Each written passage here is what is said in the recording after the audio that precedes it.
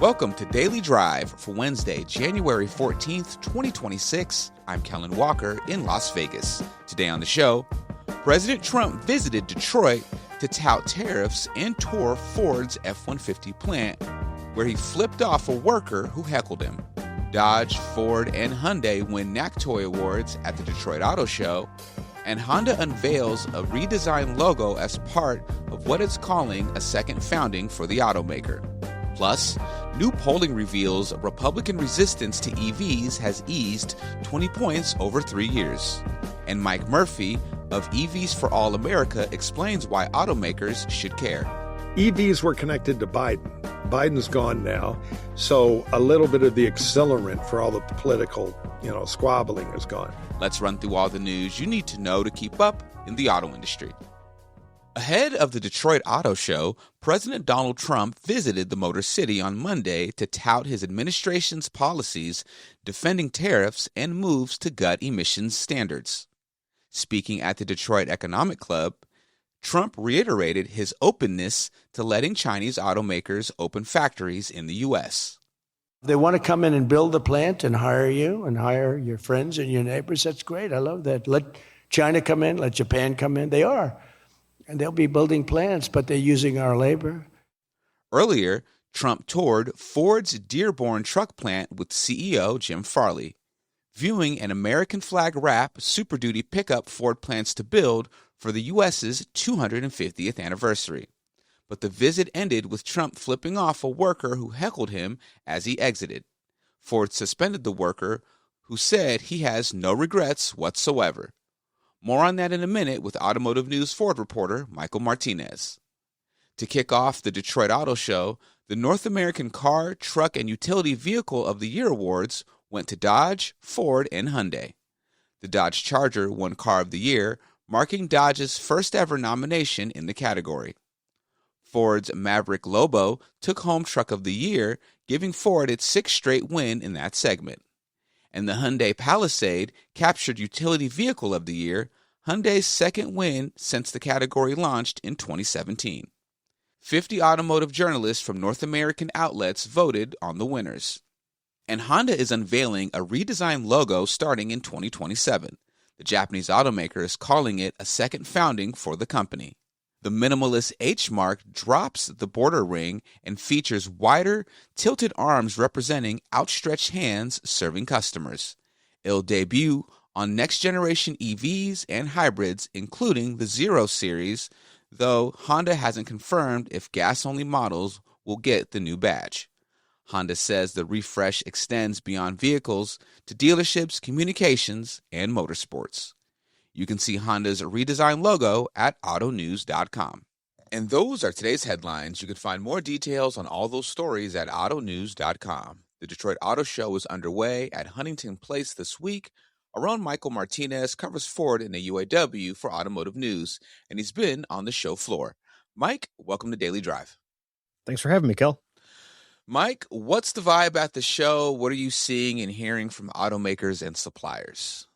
Well, I'll be honest with you, the vibe isn't that great. We've talked a lot in recent years about how the show isn't what it once was pre-pandemic, and I don't think that's ever going to change. You see maybe a few more displays, a little more excitement than even last year, but it pales in comparison. I'll give you a couple examples. I was on the show floor this morning and talked with a few people. There was one, a PR person from a company I won't name, who had been doing a stint in Europe, and now that person's back in the United States. And this is the first show they've been to, I believe, since before the pandemic. And they told me they were shocked because of how much open space there is and how different it was compared to the last time they were there in a bad way. Another interaction I had with a European analyst, first time in North America at this show, who goes to many shows around the world. And again, was shocked at how little there was for North America at the Detroit Auto Show. So in terms of reveals, there was a grand total of one. Ford showed the Bronco RTR the night before the media day. But, you know, to get to your question about what the vibe is like, what automakers and analysts are saying, I think the overall theme is there's still some cautious apprehension about how the year is going to play out, similar to 2025. Tariffs may have settled down a bit, but there's still a lot of uncertainty there. Companies are still trying to navigate new federal policy and rising affordability concerns. So everybody is excited for the year ahead, but I think a little bit on edge as well. Not surprised at all. Bill Ford defended the company's nearly $20 billion EV write-down, saying it was about recognizing what reality was in the marketplace. Walk us through what Ford executives are saying about their EV strategy now. Yeah, so this was sort of the first chance we've had to talk to Ford's executives since they made that announcement about the $20 billion charge about killing the Lightning in December. They were at the auto show at that Bronco RTR reveal. And again, they basically said, like you alluded to, it's recognizing reality, that we weren't making the kind of money, we weren't making any money, frankly, on EVs. The volumes weren't what we projected. So, it was better to pull the plug, so to speak. But at the same time, Ford stressed that they're not backing away from EVs. They're just changing the strategy. They're not doing these large, expensive pickups and SUVs anymore. They're focusing on the entry-level part of the market. With this new platform that's coming in a few years, it's going to underpin a mid-size pickup for $30,000. So they think that's the right strategy. And, the executives are still pretty bullish on the company's prospects because they do have the F-150s and the Broncos and the Mustangs of the world that are making money hand over fist, and that can help them sort of survive whatever is going on in the EV world right now until they figure out that sound business plan. Now, Mike, before you go, we got to talk about Trump's visit to the Dearborn truck plant where he gave the middle finger to an employee who heckled him. What do we know about the worker and his status at the company, and how is Ford reacting to all of this?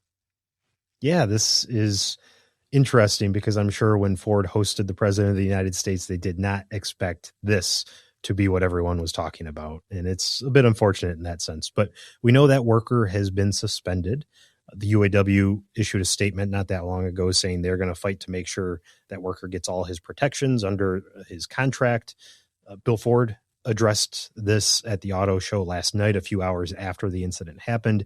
He said he was disappointed because he wanted to be a good host for the president, and he realized that this was going to mar what was otherwise a positive tour, a positive visit for Ford with the president and the folks he was with. He said, hey, this was 6 seconds out of an hour tour, and it's unfortunate, but it is what it is. Interesting, though, there's some folks who supported what that worker is doing, who have started a GoFundMe page that has raised over $300,000 at this point as of early in the afternoon. I'm sure that number is going to continue to grow. You saw the White House issue a statement saying they thought the president's reaction to him was completely appropriate in giving him the middle finger and saying some expletives that we can't repeat on the podcast. But sort of a wild moment in this tour that involved Trump seeing how the F-150s were made and really praising Ford for its industrial capabilities. It was only 6 seconds, but it's the 6 seconds that everyone will remember. Mike Martinez, thank you so much for joining me. Thanks, Cal. You can read all of our reporting from the Detroit Auto Show at autonews.com. Coming up, Mike Murphy of EVs for All America discusses new polling that shows Republican resistance to EVs has eased 20 points over 3 years, and why this long-term cultural shift matters even as short-term purchase interest has dipped. That's next on Daily Drive. If you're an automotive supplier and you know your team is building the next big thing, prove it on the industry's biggest innovation stage. Automotive News is now accepting applications for the 2026 PACE program. PACE Awards recognize traditional and non-traditional suppliers worldwide for new product, process, and business model innovation, and entries must be innovations already commercialized through a sale to an automaker. Still pre-commercial but past the pilot stage?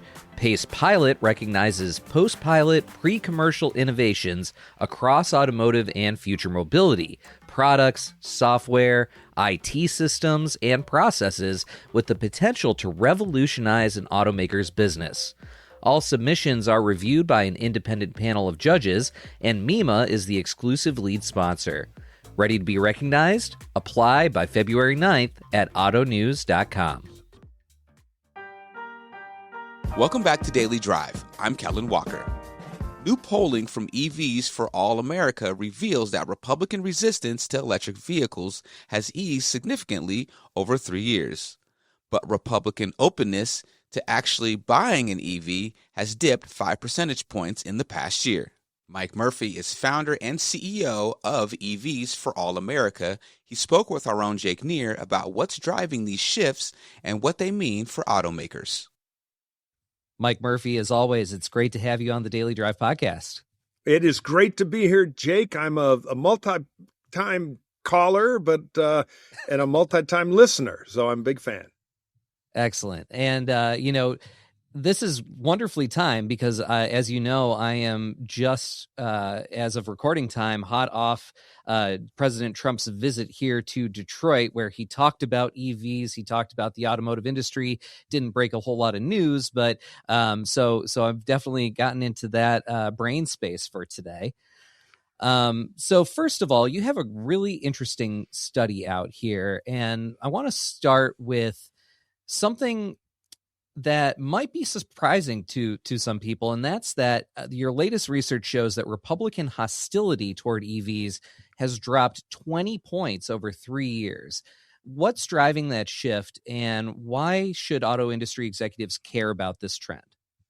Well, that's a fantastic question, Jake. You know, I was a general in the Republican Party for a long time, but I grew up in Detroit around the auto industry, and I care a lot about it, and I'm too old to learn Chinese. So I founded this thing 3 years ago to kind of bring what we've learned in political marketing and political polling to get inside this Republican knee-jerk hatred for EVs. What caused it? How do we fix it? Auto executives ought to care, because if you look at what we poll, which we call the car commerce market, basically Americans with a family income, total family income of $50,000 a year or higher. That's about 2/3 of the presidential electorate, but it's well over 80% of the new and used car market. Republicans are 40% of that group. They're the plurality. Democrats are 36%. So if Republicans rule out EVs, it's going to be very hard to get mass electrification, which is very bad news for an American auto industry or that of our allies who manufacture here and in North America to get the scale they need to be world competitive in what is clearly going to be the dominant powertrain of the future over the next 20, 30 years. So we're here to help the companies learn how to market better to get around a political problem, which is new to them. I was at one C-suite in the company, what do we spend on research? A lot. Do we ever ask people, because there's this huge EV thing among Republicans? No, we ask how many cup holders you want. Well, we better learn to. So, we've been welcomed into a lot of OEMs, and they've all found our data, especially the CMOs, very, very helpful, and that's why we were created. So as far as your question, I'm a politician, so I, first of all, I've got my speech in. Don't filibuster here. Yeah, exactly. You have a hook, and you're not afraid to use it. We ask a lot of head shrinker questions. We do a poll every November of car commerce. And one of them is we do a series of statements. Do you agree or disagree with this statement? And one of my favorite statements is kind of a tell is agree or disagree. EVs are for people who see the world differently than I do. That's the two Americas, the culture war, all this, the swamp that EVs have become stuck in. In November of 23, 59% of Republicans agreed with that statement. EVs are not for people who see the world like I do. It's for the other side, quote unquote. And 41% disagreed. That's a 18-point difference. Then in November of 24, it had closed to 52-48. And in November of 25, it's 51% for the first time a majority disagree with that statement, and 49% agree. So when you look at the trend lines on our data, and anybody can read our data deck that we put out, by the way. You can be the CEO of an auto company or the CMO and just go to evsforalamerica.org. It's all there, 72 slides. Enjoy. So the word of mouth on EVs are very good. And we know that because the data shows if you buy an EV, there's an 80% or better chance you're going to become a permanent EV driver. So the more EVs that sell, the more word of mouth. It's kind of like the old germ warfare movie. In 4 days, the whole world will have, it grows. And so that's been happening. That's one. Two, we have the Trump-Elon Musk bromance. Elon has crazy numbers. He's as partisan as Sean Hannity. So Democrats hate Elon Musk. Elon's favorable, unfavorable rating with Democrats is 86 unfavorable, 18 favorable. I mean, that's world class. On the other hand, with Republicans who tend to be still more EV skeptical or even hostile, Elon's numbers are 67 positive, 33 negative. So Elon becoming a known Republican figure, even though he's had his ups and downs with Trump, and we have a lot of that in the data here, has still been a signal to Republicans that EVs are okay. Finally, we're not in the middle of the campaign. In the last presidential campaign, there was well over $25 million spent trashing EVs by the refining industry and by the Trump campaign. A lot of it in Michigan, by the way, where most of the pounding on EVs by the Trump campaign happened. Kamala Harris never responded with advertising. Slotkin did. She won, Harris lost. Because EVs are really a jobs issue. The whole key to selling more is get off the environmental virtue stuff, which is actually holding EVs back. Faster, fun to drive, no gas, less repairs. The last thing about Elon, just quickly, we asked opinions of a few notable car brands among people seriously interested in buying an EV in the next year or so, which is about 18% in our data. Chevy's doing fine, 76 over 24, favorable, unfavorable. Toyota, which is always the strongest favorable brand, even though they're not as EV helpful as some other brands, is 91 favorable, 9 unfavorable. Mercedes, 88 favorable, 12. Cadillac, 76 over 24, right there with Chevy. Tesla, 54 favorable, 46 unfavorable. I'm serious about buying an EV. That 1-to-1 ratio in politics is not a good one. So Elon has helped make EVs more interesting to Republicans in a macro sense, but he has been, in the shorter sense, in the current EV market, 1,000-pound anchor around the brand. I am glad I'm not the Tesla CMO, because I would be sitting at my desk at 4 a.m. holding a bottle of whiskey and a revolver, just silently crying, because that brand has taken such a beating among the sector of the electorate that they most want to sell a car to.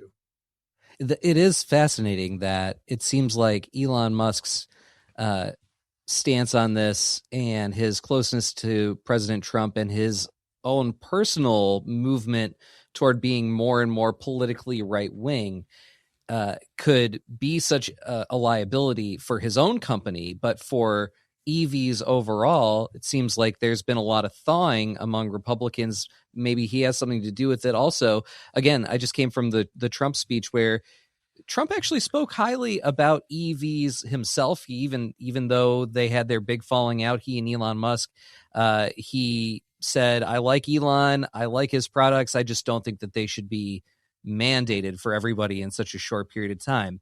And I wonder about that, if there's any evidence to suggest that now that we are in an environment where EVs are not being regulated, sort of,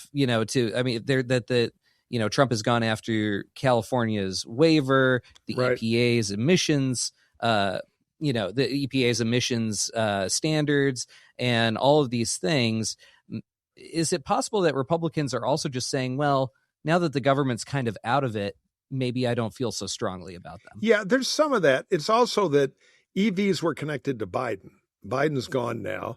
So a little bit of the accelerant for all the political, squabbling is gone. The problem with President Trump is he'll talk a good EV game once in a while, but the policy actions have been terrible. I mean, I'm a conservative. I don't like subsidies. I don't like so-called mandates. So if EVs were never mandated, there was pressure on the industry to emit less CO2. It was kind of ironic that Tesla made most of its money through essentially corporate welfare, selling credits that meet a government requirement. But the problem is, if you're Ford and you're trying to sell vehicles around the world, and China is willing to sell vehicles at a loss, and if you try to form the Beijing branch of the UAW, they throw you in jail. So it's an unfair competition. And so the Chinese, I had a friend who's on our board who's a national security naval intelligence person, then was U.S. ambassador to Singapore, under Secretary of Commerce for Asia in the Bush administration. He puts it pretty succinctly, which is the Chinese don't have an economic strategy for EVs. They have a political strategy. What is it? De-industrialize the competition. You wipe out the American auto industry, that's very good for China's strategic power. Same thing for Europe. We'll make money later, but first we're going to cripple the industrial backbone of our rivals. Not necessarily enemies, but rivals. The Chinese want to dominate this century. They want it to be their 20th century. So this is, they're willing to, of the 100 or so Chinese EV brands, only 3 make money. And you have to kind of trust communist Chinese accounting to believe that, but it's probably true. They are spending their federal and regional subsidy money to conquest markets everywhere to deindustrialize the democratic competition. That is a huge issue. So if you're president and you're Donald Trump, you can say, I don't like subsidies. Well, if the other side is writing a blank check to destroy you and it's hard to make a profit on a vehicle, one of the auto CEOs, senior executive said, I have to work for Wall Street, not the communist Chinese government blank checkbook. It's very hard to compete with that. Donald Trump's living in a dream world. And what happens? You get British Leyland. We have a lot of tariff walls. We'll make fewer and fewer cars, and they won't be very competitive anymore. Interesting that you bring that up. One thing that that really struck me in the speech in Detroit today was Trump saying, "Let China in." Basically, I don't care where they're based. If they're employing Americans, let's get them here. But your polling shows that 88% of Republicans worry about losing manufacturing jobs to China, with 53% worrying a lot.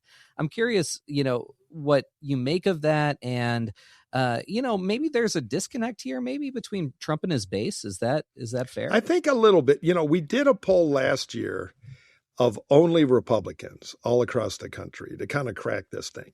And we asked a lot of China questions. The first thing is nobody knows. We asked Republican voters, which country makes the most cars in the world? And a third of them said USA, number one. Another third said Japan, with US second. Only a third, 1 out of 3, knew that China was the biggest auto manufacturing in the world. And then we said, does China generally compete fairly or unfairly in international trade? 8% said fairly, 92% said unfairly. And then we said, well, what about losing manufacturing? It may threaten our national security. 88% of Republicans said they worry about that, with over half worrying a lot. We said China manufactured 3 times as many cars as the U.S. last year. Is that a good thing or a bad thing, or are you unsure? 2/3 said a bad thing. Only 3% said a good thing. So the real problem, there's China concern, but they don't know. The vast bulk of the Republican rank and file has no idea how powerful China is in cars. And, I don't mind Chinese companies to some extent manufacturing here, but if the Chinese are allowed to enter this market to conquest it with labor practices that would last about an hour, even in a non-union American plant, let alone a UAW plant, very dangerous. You can hear more from our own Jake Neer's conversation with EVs for All America CEO Mike Murphy on this week's bonus episode of the show, available Sunday morning. That's Daily Drive for today. I'm Kellen Walker. Thanks to our own John Irwin, Michael Martinez, Nick Bunkley, Hans Greimel, and Riley Hodder for their reporting for today's podcast. You can get the latest news on EV polling data, the Detroit Auto Show, and everything happening in the auto industry at autonews.com. We'd love to hear from you. Let us know what you think of the show and the topics we covered today. Send us an email at dailydrive@autonews.com or leave us a voicemail at 313-444-2774. And if you enjoyed the podcast, remember to like, leave a review, and subscribe so you never miss an episode.